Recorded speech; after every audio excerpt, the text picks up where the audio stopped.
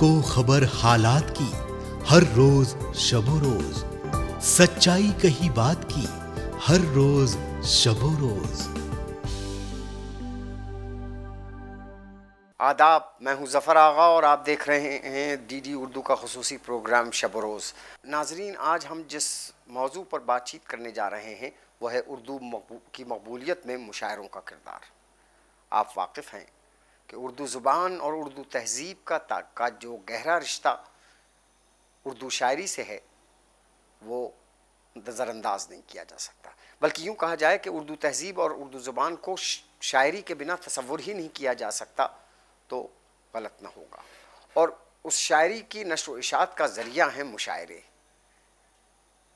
یوں تو جب سے اردو شاعری ہے غالباً مشاعرے بھی تب سے ہیں، لیکن مغلیہ سلطنت کے آخری دور میں خاص طور سے لال قلعے میں جو شمع روشن ہوئی، پھر وہ دہلی کے اردو بازار میں پہنچی جس میں میر اور غالب جیسے لوگوں کا نام نمایاں رہا، لیکن وہ رسم جو مشاعروں کی مغلیہ سلطنت کے آخری دور میں شروع ہوئی، وہ آہستہ آہستہ ہندوستان اس پورے انڈین سب کانٹیننٹ میں پھیلتی چلی گئی، اور آزادی سے پہلے داغ اور جگر جیسے شاعروں نے اپنی دھاک جمائی مشاعروں میں، پھر جنگ آزادی کے ساتھ ساتھ کبھی جوش تو کبھی فیض تو کبھی فراق تو کبھی مجاز تو کبھی سردار جیسے شاعروں نے اپنا نام کمایا۔ اب یہ عالم ہے کہ مشاعرے کیول صرف ہندوستان ہی نہیں بلکہ دنیا کے کونے کونے میں پہنچ چکے ہیں، وہ لندن ہو، نیو یارک، واشنگٹن ہو یا ٹوکیو۔ حد یہ ہے کہ بیجنگ میں بھی سنتے ہیں کہ اب مشاعرے قائم ہوتے ہیں۔ کیا سبب ہے اس مشاعروں کی مقبولیت کا، اور ان مشاعروں کے ذریعے اردو کو کیا مقبولیت حاصل ہو رہی ہے؟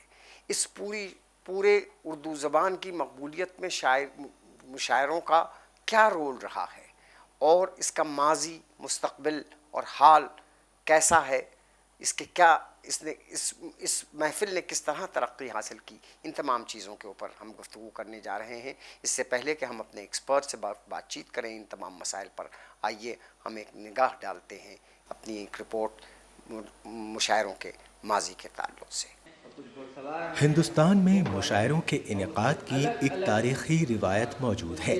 ہاں، یہ الگ بات ہے کہ مغلیہ دور حکومت میں عوامی مشاعروں کا کوئی رواج نہیں تھا اور صرف خاص کے مشاعرے یا شعری نشستیں ہوا کرتی تھیں۔ شعر و شاعری کی یہ محفلیں لال قلعے کے دیوان خاص یا پھر رؤسا و امرا کی حویلیوں میں آراستہ کی جاتی تھیں۔ اس میں بادشاہوں اور شہزادوں کا کلام یا تو سنا جاتا تھا یا پھر سنایا جاتا تھا۔ اس دور میں شعراء کو حکمراں طبقے کی مکمل سرپرستی حاصل رہی اور وہ دوسری ذمہ داریوں سے بے فکر شعر و ادب کی خدمت کرتے رہے۔ گویا شعری نشستوں اور مشاعروں کو شعراء نے ہی شروع کیا۔ اس میں بشمول امیر و غریب سبھی صاحبان شریک ہوتے تھے۔ ان مشاعروں کے ذریعے نہ صرف نئے شعراء کی تربیت کی گئی بلکہ اصلاح سخن کی بھی ایک نئی روایت قائم کی۔ اس سے شعر گوئی اور شعر فہمی کو رواج ملا۔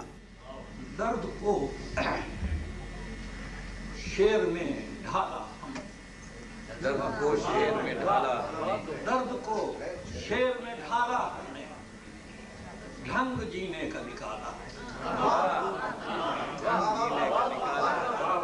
اس دور کے مشاعروں نے مختلف اسکول کے طور پر ادب کے نئے رجحان اور رویے کو بھی طے کیا۔ اسی لیے لکھنؤ، دلی، کلکتہ، حیدرآباد، رامپور اور عظیم آباد کے مشاعرے ان علاقوں میں ادب کی روشوں کو بتاتے تھے۔ تقسیم ملک کے بعد جب خاک و خون کا سلسلہ تھما تو مشاعروں کی روایت کو زندہ کرنے کے لیے اردو کے بعض سرفروش اور دیوانے اٹھ کھڑے ہوئے۔ آزادی کے بعد مشاعروں کی تجدید مغل دور حکومت کے مرکز لال قلعے سے ہی ہوئی، جہاں 1950 میں پہلا مشاعرہ جشن جمہوریت کا انعقاد کیا گیا۔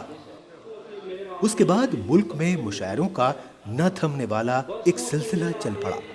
ان میں بلا تفریق مذہب و ملت سبھی لوگ شرکت کرتے رہے اور اردو شاعری انہیں اپنا گرویدہ بناتی رہی۔ सैकड़ों शोरा ऐसे हैं जिन्हें मुशायरों ने शोहरत के बामे उरूज तक पहुंचाया और उनके अशार मकबूलियत के लिहाज से ज़रबुल मिस्ल का दर्जा हासिल कर चुके हैं। आइए अब गुफ्तगू करते हैं उर्दू मुशायरों के माजी के ताल्लुक़ से, और हमारे एक्सपर्ट हैं आज मशहूर व मारूफ शायर जनाब माजिद देवबंदी। किसी तारुफ के मोहताज नहीं, आप वाकिफ़ हैं। मुशायरों की महफ़िल उनके बिना इन दिनों सजती नहीं। वो हिंदुस्तान हो या हिंदुस्तान के बाहर होने वाले मुशायरे, आप खाली शायर ही नहीं, उर्दू स्कॉलर, अदीब। आपके 5 मजमूए छप चुके हैं, 2 किताबें शाया हो चुकी हैं, साथ ही साथ आप सहाफ़त से भी ताल्लुक़ रखते हैं। यानी उर्दू की एक हमगीर शख्सियत है जिसका नाम है माजिद देवबंदी। तो आइए बातचीत करते हैं माजिद साहब से। प्रोग्राम में आपका बहुत बहुत खैर मक़दम। बहुत शुक्रिया ज़फ़र भाई, मेरे लिए बड़ी सआदत की बात है कि इतने खूबसूरत प्रोग्राम में और आपसे गुफ्तगू हो रही है। आप क्या बात कर रहे हैं, मेरे लिए बड़ी बात है, और मौजू भी बहुत अहम है, मौजू भी इंतहा अहम है। तो हम ये जानना चाह रहे थे कि क्या माजी रहा है, ये क्या तारीख़ है मुशायरों की, और इसने उर्दू को किस हद तक मकबूल बनाया, इस माजी में बिलखुसूस पहले हम बात करते हैं। ज़फ़र भाई, मैं आज़ादी के बाद मैं पैदा हुआ, 65 के बाद मेरी पैदाइश हुई, लेकिन बचपने में मेरे वालिद अरबी फ़ारसी के बड़े आलिम थे, तो शायरी का ज़िक्र होता था। तो अब्बा हमारे देवबंद में रहते थे, कानूगो थे वहाँ, लेकिन वो दिल्ली तक मुशायरे सुनने आया करते। तो रुड़की, मेरठ, सहारनपुर बड़े मुशायरे होते थे। तो मैं पूछा करता था कि आप कहाँ जा रहे थे, तो कहते थे बेटे ये मुशायरा है और हमारी तहज़ीब का हिस्सा है। कैसे होते थे ये बड़ा जिक्र होता है उर्दू में, ख़ास तौर से बहादुर शाह के दौर के लाल किले के मुशायरों का। क्या बात थी? खैर वो क्या बात थी कि आपने तो स्टडी भी किया है, तो क्या बात थी कि जो गालिब जैसा शायर वहाँ, और फिर बाहर अवाम में उसका वो कैसे पहुँचा? ज़फ़र भाई, ये तो क़यामत थी, वो तो ज़ाहिर है बहादुर शाह ज़फ़र के ज़माने में। मैं नहीं था, लेकिन मैंने पढ़ा, रिसर्च किया। लेकिन साहब, अल्लाह अकबर, तहज़ीब सही माना में हमारा अदब, हमारी तहज़ीब, हमारे असलाफ़ बुज़ुर्गों में बैठना, ये था ही वहाँ। आज की तरह तो नहीं थी, आप आए, आपने माचिस जलाई, शमा रोशन की, मुशायरा हो रहा है, साहब सलामत बैठे हैं, शोरा अपनी जगह बैठे हैं, शमा उनके यहाँ कर दी गई, और उसका अंदाज़ भी, दाद देने का अंदाज़ भी आज की तरह तो नहीं, एक हर चीज़ एक दायरे में थी। अच्छा, फिर वो वहाँ से उर्दू बाज़ार तक मुशायरा आया? उर्दू बाज़ार तक आया और फिर अवामी होने लगा। उर्दू बाज़ार तक आके मुशायरा अवामी होने लगा, और इसमें सामीन की तादाद भी ज़्यादा होने लगी, क्योंकि अब साहब, यही हाल लखनऊ, हैदराबाद जी और इन सब जी जगहों जी पे। अब वहाँ तो साहब सलामत के यहाँ, बादशाह के यहाँ, हर किसी के बस की बात नहीं। उस्तादुल असातिज़ा जहाँ मौजूद हो, वहाँ किस में हिम्मत है कि वो सुनने भी जाए, मतलब अगर वो बैठा भी सही नहीं है। अच्छा, ये दौर यानी उसी दौर में, यानी गालिब की ज़िंदगी में, मुग़लिया सल्तनत के आखिरी दौर में, क्या मुशायरा उर्दू बाज़ार तक यानी अवाम तक आ चुका था, ख़वास से निकल? आ चुका नहीं था, लेकिन कोशिशें हो रही थी, इसलिए कि मकबूलियत बढ़ रही थी। अब मैं गया वहाँ, महफिल में मुशायरा सुना, हमने कहा भाई क्या गज़ल सुनाई है गालिब ने, क्या गज़ल सुनाई है फलाने, और आपने 2 शेर सुना भी दिए, और आपने शेर सुनाया। अब वो आदमी तड़प रहा है, अब जा नहीं सकता वहाँ, अब लोगों में ये अवाम तक कब आया मुशायरा? अवाम तक उसके बाद ये हुआ कि साहब ये क्या किया जाए, कुछ कोशिशें की जाएँ। तो फिर कुछ लोगों को जमा करने के बाद असातिज़ा से गुफ्तगू की गई, इजाज़त ली गई, साहब इजाज़त हो तो महफिल शेर व सुखन मुनक़िद कर लें। अब महफिल शेर व सुखन मुनक़िद करने में उस्ताद के नखरे, अमा कैसे करोगे, कौन आएगा, किस तरह बैठेंगे, कौन अरेंज करेगा, ये भी एक मसला था। कोई तमीज़ है? आवाम नहीं, अरेंज करना कोई समझ सकेगा या नहीं समझ सकेगा? ज़फ़र भाई, अरेंज करना एक मसला था। तो अब उसको फिर रफ्ता रफ्ता तय होता गया, और फिर उर्दू बाज़ार, और फिर तो पूरी एक तारीख़ है हमारे मुशायरों की। यानी इस तरह पूरी एक उर्दू तहज़ीब और उर्दू ज़बान की मकबूलियत के साथ साथ, जैसा आप जिक्र कर रहे थे कि उर्दू वालों की नशिस्त व बर्खास्त तक के मामलात मुशायरों से तय हुए। अच्छा, उस ज़माने में तो ज़ाहिर फ़ारसी थी, तो इस कदर दक़ीक़ अल्फाज, इतनी मुश्किल शायरी लेके जाना, उसको अवाम तक लेके जाना, और क्यों उसको मकबूल करना, ये भी कमाल रहा होगा शोहरा। अच्छा, दूसरी बात एक और ये कि उस ज़माने में ज़फ़र भाई बहुत कम तरन्नुम से लोग पढ़ते थे। हाँ, एक ये भी था। अच्छा, तरन्नुम तो आपको मुतासिर करता है एकदम, لیکن یہ تھا کہ یہ نہیں تھا کہ آپ نے گلے کا فائدہ اٹھا لیا اور مشاعرہ لوٹ کے چلے اور اس میں لہجہ بھی ایسا، ہر ایک بات پہ کہتے ہو تم کہ تو کیا ہے، تم ہی کہو کہ یہ انداز گفتگو کیا ہے. اتنا سکوت، معلومات سمندر کی لہریں تیر رہی ہوں تحت میں بھی. آئیے ایک نگاہ ڈالتے ہیں دور حاضر کے مشاعروں پر. بجھنے نہ دو چراغ وفا، جاگتے رہو، پاگل ہوئی ہے اب کے ہوا جاگتے پرانی اردو تہذیب اپنی تمام تر پرپیچ رسوم اور ڈھب ڈھنگ کے ساتھ روبہ زوال ہوئی تو مشاعروں کی محفلوں نے بدلتے وقت کے ساتھ اپنے ڈھنگ بدل کر نئے عہد میں قدم رکھا. شائقین شعر کے نجی حلقوں، تعلیمی و ادبی اداروں اور سماجی تنظیموں کے توسط سے یہ روایت گئے دور کی ایک خوشنما یادگار کے طور پر آج بھی پورے وقار سے قائم ہے. ملک گیر پیمانے پر ہونے والے مشاعرے ایک جیتی جاگتی مثال ہیں. آئینے کے سامنے گھنٹوں کی تیاری کے بعد تم ہنسی لگتی ہو بیگم کتنی دشوار. اور فرق بیوی اور محبوبہ میں ہے یہ دوستو، فرق بیوی اور محبوبہ میں ہے یہ دوستو. جیسے تندوری چکن مل جائے ترکاری کے وہاں. موقع چاہے تیج تہواروں کا ہو، یادگاری جلسوں کا یا پھر قومی یکجہتی کے فروغ کا، اردو دوست اور اردو نواز اس کے انعقاد کا کوئی نہ کوئی بہانہ تلاش کر ہی لیتے ہیں. نہ سیونگ اکاؤنٹ نہ جیون کا بیمہ، مجھے ایک رنڈوے کی خواہش پتا ہے، ولیمہ ولیمہ ولیمہ. اس سے غیر اردوداں حلقے میں بھی یہ زبان مقبول ہو رہی ہے. بڑی کردار والی تھی، بڑی تھی نیک بستی میں، کسی بھی مرد کی جس نے کبھی کی تھی نہ دل جوئی، مگر پچھواڑے کے کلن میاں جب مر گئے تو وہ بہت روئی، بہت روئی. میں نے اے دل تجھے سینے سے لگایا ہوا ہے. ہر روایت جیسے جیسے آگے بڑھتی ہے اس میں کچھ مفید اور خوشگوار تبدیلیاں بھی رونما ہوتی ہیں. اور تو ہے کہ میری جان کو آیا ہوا ہے. آج مشاعرے کی روایت بہت آگے بڑھ چکی ہے اور اس کی مختلف اقسام ہیں. شعری نشستوں، کل ہند مشاعروں اور عالمی مشاعروں کے علاوہ اب ریڈیو اور ٹیلی ویژن مشاعروں کا بھی انعقاد ہونے لگا ہے. ذرائع ابلاغ کے ان جدید ذرائع سے اس کی ترسیل کا پیمانہ کافی وسیع ہو چکا ہے اور کسی شہر میں ہونے والے مشاعرے سے ملک گیر پیمانے پر لوگ لطف اندوز ہو جاتے ہیں. ہوا جو میری زندگی چلاتی ہے، چراغ میرا خدا جانے کیوں بجھاتی ہے، اور جو حادثات کے ڈر سے گھروں میں بیٹھے ہیں، جو حادثات کے ڈر سے گھروں میں بیٹھے ہیں، انہیں خبر ہو کہ گھر میں بھی موت آتی ہے. اس سے اردو شعر و شاعری کی رسائی بہت وسیع پیمانے پر ہو رہی ہے. تو اپنی بے بسی پر دور سے ساحل تڑپتا ہے. شعری نشستوں اور مشاعروں کے ذریعے شعراء کو ایک ایسا پلیٹ فارم مہیا ہو رہا ہے جہاں وہ سامعین کی تعداد میں موجود ایک بڑے ہجوم سے براہ راست ہم کلام ہوتے ہیں. ان میں نئے ابھرتے ہوئے اور ایسے شعراء بھی ہوتے ہیں جنہیں اپنی شعر گوئی کو منظر عام پر لانے کا کوئی دوسرا ذریعہ میسر نہیں ہوتا. ان مشاعروں میں ایسے شعراء کی نہ صرف پذیرائی ہوتی ہے بلکہ انہیں اچھی اجرت بھی ملتی ہے. کئی شعراء کے معاش کا واحد ذریعہ ہی یہی مشاعرے ہیں.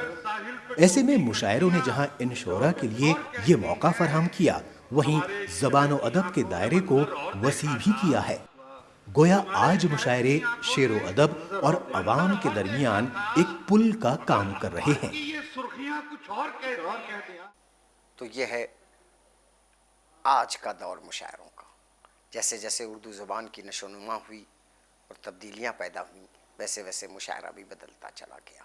آج اردو بازار سے نکل کر مشاعرہ لندن اور واشنگٹن اور ٹوکیو جیسے گلیوں کے محلوں میں مشاعرے کی آوازیں سنائی پڑ رہی ہیں، اور شعر و شاعروں کی شاعری کی محفل جب سج رہی ہے. بات کرتے ہیں ڈاکٹر ماجد دیوبندی صاحب سے، جو ساری دنیا میں اس وقت مشاعرے پڑھ رہے ہیں اور قریب سے دیکھ رہے ہیں کہ حال کا مشاعرہ کیسا ہے اور اردو کی مقبولیت میں وہ کیا رول ادا کر رہا ہے. پھر سے آپ کا خیر مقدم ہے. اب تو یہ عالم ہے کہ گلی گلی کوچے کوچے، ابھی آپ ذکر کر رہے تھے کہ ابھی آپ لوٹے ہیں رامپور اور کہاں مراد آباد، جی لکھنؤ، سب جگہ بہت مشاعرے ہو رہے ہیں. اور کبھی لندن تو کبھی جدہ تو کبھی. جی آج پوری دنیا ایک کیسا ہے آج کا مشاعرہ اور کتنا بدل گیا ہے؟ میں یہ تو نہیں کہوں گا کہ ہم مایوس ہیں، لیکن میرا خیال ہے کہ بہت خوش آئند تبدیلی نہیں ہے. اس میں ہمارا حصہ زیادہ ہے. آج مشاعرہ ہمارا حصہ ہے، شعراء کا. ہم لوگ خود مشاعرہ ارینج کرتے ہیں، اور آج مشاعرہ جو ہے پروفیشن ہو گیا. اس بات سے انکار نہیں کیا جا سکتا کہ اردو کی ترویج و اشاعت میں اور مقبولیت میں مشاعرہ کا آج بھی بے مشاعرے کا انتہا اہم کردار کردار ہے. بے انتہا اہم کردار. مثلاً بہت سے ہمارے ہندو بھائی ہیں شاعری کی شین نہیں جانتے، لیکن وہ جگجیت سنگھ کی غزلیں سنتے ہیں. بلکہ ایک جگہ جگجیت سنگھ گا رہے تھے تو انہوں نے فرمائش کی کہ آپ اپنی وہ غزل سنائیے، ہر ایک بات پہ کہتے ہو تم کہ تو کیا ہے. دیٹ مینس غزل سنگر اور شاعر میں انہیں فرق نہیں لگا. انہیں نہیں یاد کہ غالب کیوں، انہوں نے کہا جگجیت سنگھ کی غزل ہے. اردو کی مقبولیت وہ خواہ فلموں میں ہو یا کہیں ہو، اس میں اس کو ہر جگہ پہنچانے کا کام مشاعروں نے کیا، اور آج بھی وہ کریں. بالکل. آج بھی آپ دیکھیں کہ ہم جو پرانے گانے ہیں جنہیں ہم گانے کہتے ہیں وہ تو نظمیں ہیں پوری، اور آج بھی غزلیں ہیں ساری.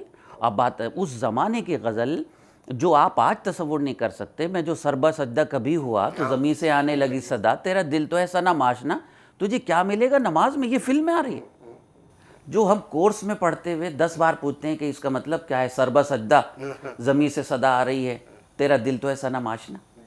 لیکن یہ کہ کیا ہمارے عہد کے یہ تبدیلی، یہ بات کیسے ہوئی خاص طور سے اس دور حاضر میں کہ انٹرنیشنل ہو گیا مشاعرہ. آج جدہ تو کبھی دبئی تو کبھی لندن اور نیو یارک اور ٹورنٹو اور ان سی جگہوں پہ مشاعرے ہو رہے ہیں. یہ زبان کا کمال ہے یا شاعری کا کمال ہے، کس یا مشاعروں کا کمال ہے، کیا چیز ہے؟ ظفر بھائی، ہمارے یہاں کے لوگ پوری دنیا میں اپنے معاش کے لیے گئے، معاشی طور پر گئے. اب وہاں وے آف انٹرٹینمنٹ کچھ نہیں ہے.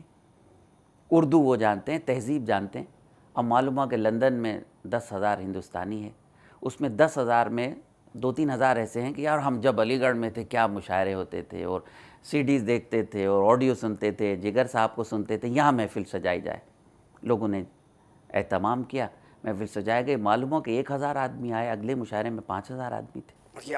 تو وہ ان کا وے آف انٹرٹینمنٹ. اچھا سال میں ان کے لیے تو اور کچھ ہے نہیں، صبح آفس گئے، شام کو آ گئے، بزنس میں لگے، تو کیا کریں گے. ان کے لیے اس سے بہتر طریقہ ہی نہیں ہے کہ سال میں 2-3 شامیں ہو جائیں، فریش ہو کے آدمی چلے جائے، شاعری سن لے، اپنے عزیزوں سے مل لے، ملک میں جو ہمارے ہندوستان کے لوگ رہ رہے ہیں ان سے مل لے. تو اس کی زیادہ جو ترویج و اشاعت اس لیے بھی ہوئی کہ وہاں لوگوں کی دلچسپی کا بہترین ذریعہ بنا مشاعرہ. اچھا ایک رات میں آپ کی اور ناظرین کے لیے میں ایک بات عرض کروں دل کی گہرائیوں سے، شاید آپ قبول کریں گے کہ دنیا میں مشاعرے جیسا کوئی سٹیج ہے ہی نہیں کہ ایک آدمی اپنے شعر پڑھ رہا ہے اور 10,000 آدمی بیک وقت سن رہے ہیں اور داد دے رہے ہیں. دنیا میں کچھ نہیں ایسا.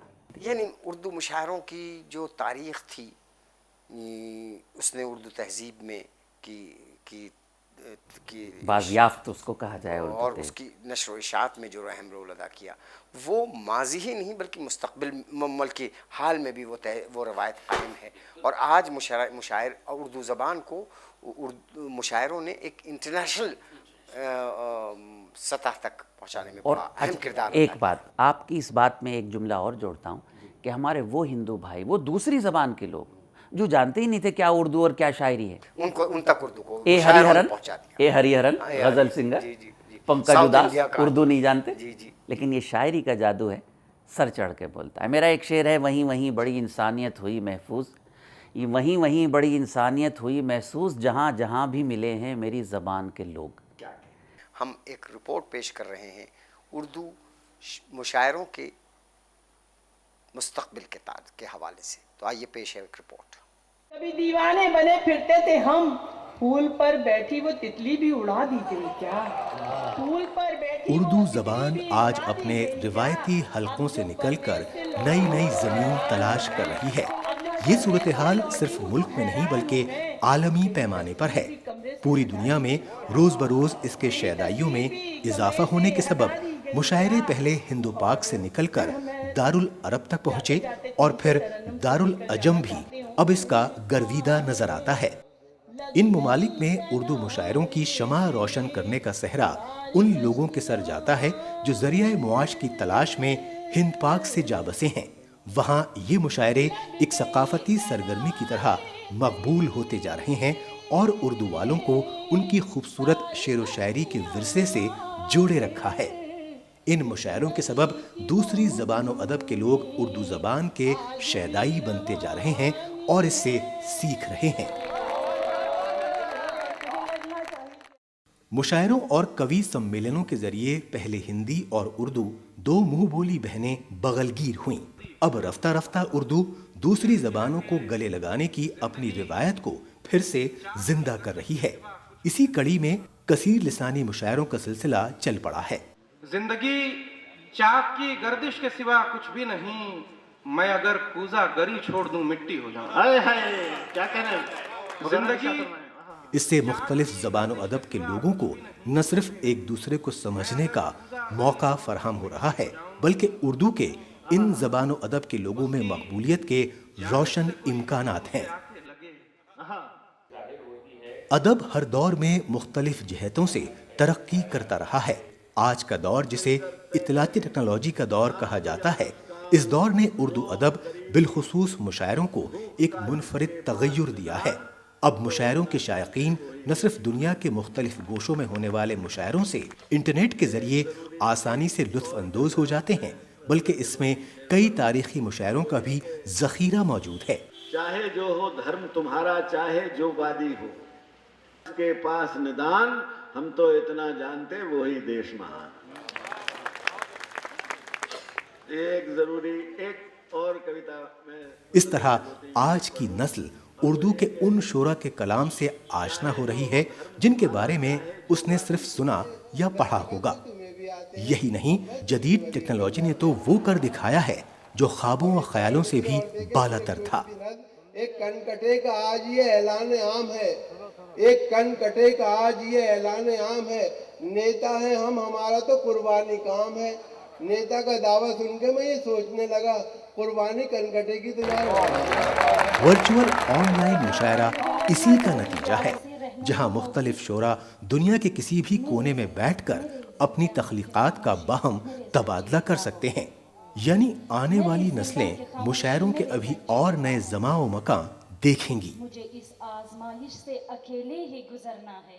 नाजरीन, आइए आपने रिपोर्ट देखी और अब बातचीत करते हैं डॉक्टर माजिद देवबंदी साहब से उर्दू मुशायरों के मुस्तकबिल के ताल्लुक से। थोड़ा सा मुझे तो ये अटपटा लग रहा है कि मुस्तकबिल कैसा होगा, लेकिन बहरहाल जैसा आपने अर्ज़ किया और जो तारीख़ है और इससे कोई इनकार नहीं किया जा सकता कि उर्दू ज़बान की मकबूलियत में उर्दू मुशायरों ने जो किरदार अदा किया है और जितना अहम है, जिसके बारे में आपने रोशनी डाली। मुस्तकबिल में ये मुशायरे किस किस्म का क्या रोल अदा कर सकते हैं और क्या आप इसकी क्या इफ़ादियत देख रहे हैं? ज़फ़र भाई, जब गुफ्तगू का आगाज़ हुआ तो मैंने एक लफ्ज़ इस्तेमाल किया था, ये मुशायरे हमारी दरसगाह और स्कूल है। तो इस एतबार से मायूसी की कोई ज़रूरत नहीं। देखिए, 10,000 के मजमे में अगर 10 आदमी भी कुछ सीख कर चले गए तो हमारे स्कूल ने बड़ा काम किया। मसलन ये सीख के चले गए कि गज़ल नहीं गज़ल है, हमारे अहद की गुफ्तगू है, गज़ल है। झील आँखों को न होंठों को कमल कहते हैं, हम तो ज़ख्मों की नुमाइश को गज़ल कहते हैं। मेरा एक शेर है कि सुखन मेरा जो हर सू बोलता है, मेरे अल्फाज में तू बोलता है। ज़रा में ज़ेर हो जाता है दुश्मन, वो इस लहजे में उर्दू बोलता है। क्या आज के दौर में जिसकी तरफ आपने इशारा किया कि मुशायरे की मकबूलियत बढ़ रही है, शायरी की मकबूलियत बढ़ रही है, उर्दू ज़ुबान में दिलचस्पी बढ़ रही है, लेकिन रस्मुल ख़त से उर्दू रस्मुल ख़त जो है शायद कम हो रहा है। बिल्कुल वो कम होती जा रही है। उसकी वजह ज़फ़र भाई आपका भी तजुर्बा है बहुत बड़ा। देखिए, जब तक आप ज़बान को रोज़गार से नहीं जोड़ेंगे तब आदमी क्यों पढ़ेगा, आप बताइए। उत्तर प्रदेश में ट्रांसलेटर मुतरजम रखे गवर्नमेंट ने और वहाँ उर्दू टीचर्स रखे तो लोगों में दिलचस्पी हुई। اور آپ کو تعجب ہوگا ہمارے بہت سے ہندو بھائی اردو پڑھ رہے ہیں، اردو ٹیچر ہیں یوپی میں. اردو برابر کہی جاتی ہے. جی. آپ نے شروع میں یہ بات کہی، اردو کوئی زبان نہیں، ایک تہذیب جی ہے. بے شک. اور اس تہذیب کی نشر و اشاعت کا ذریعہ مشاعرے ہیں. تو یعنی مشاعرے مستقبل میں بھی اپنا رول بہت اہم رول ادا کرتے رہیں گے، اس اعتبار سے کہ وہ جو تہذیب اردو سے اس سے زیادہ انشاءاللہ ہمیں امید رکھنی چاہیے. دیکھیے ظفر بھائی، جب پروفیشن بن رہا ہے ایک چیز تو پھر آدمی سوچے گا کہ مشاعرے میں جانا چاہیے. مشاعرے میں کیسے جائیں گے؟ جب آپ مشاعرے میں جائیں گے تو آپ اردو سیکھیں گے کم سے کم. جیسے آپ نے کہا کہ لوگ بہت سے ہمارے اردو شعراء ہندی میں لکھ کے لاتے ہیں، میں ان سے بھی یہ امید کرتا ہوں کہ آج وہ ہندی میں لکھ رہے ہیں، کل وہ اردو میں لکھیں گے، پرسوں اردو پڑھیں گے اور 4 دن کے بعد اردو میں شعر کہیں گے. گویا کہ غزل ہماری تہذیب اسی طرح مشاعرے میں آئے گی جیسے اردو زبان کو آنا چاہیے. مستقبل سے مایوسی کی کوئی ضرورت نہیں.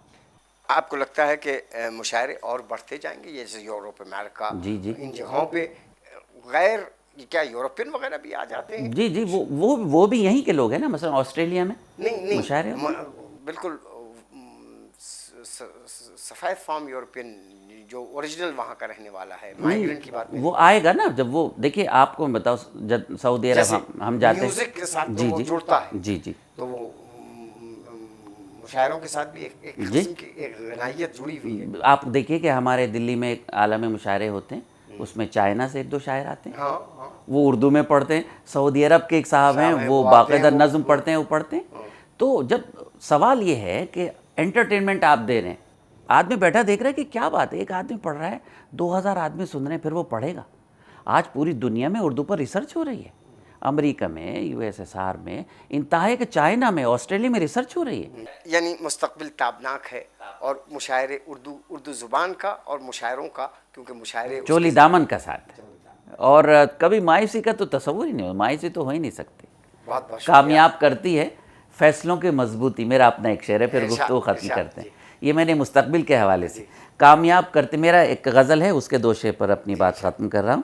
لا خوف طاری ہو زلزلوں کے آنے کا، لا خوف طاری ہو زلزلوں کے آنے کا، سلسلہ نہ چھوڑیں گے ہم بھی گھر بنانے کا. کامیاب کرتی ہے فیصلوں کی مضبوطی، دل میں حوصلہ رکھیے کشتیاں جلانے کا. بہت خوب، بہت خوب ماجد صاحب. تو اردو تہذیب اور اردو مشاعروں کے لیے بھی وہی حوصلہ رکھنا پڑے گا جو طارق بن زیاد نے کشتیاں جلانے کا حوصلہ رکھا. بہت بہت شکریہ پروگرام میں شرکت. آداب، بہت بہت شکریہ. ناظرین، پروگرام اس ہفتے ہم یہیں ختم کرتے ہیں. اگلے ہفتے پھر کسی ایک نئے موضوع کے ساتھ آپ کی خدمت میں حاضر ہوں گے. تب تک کے لیے خدا حافظ.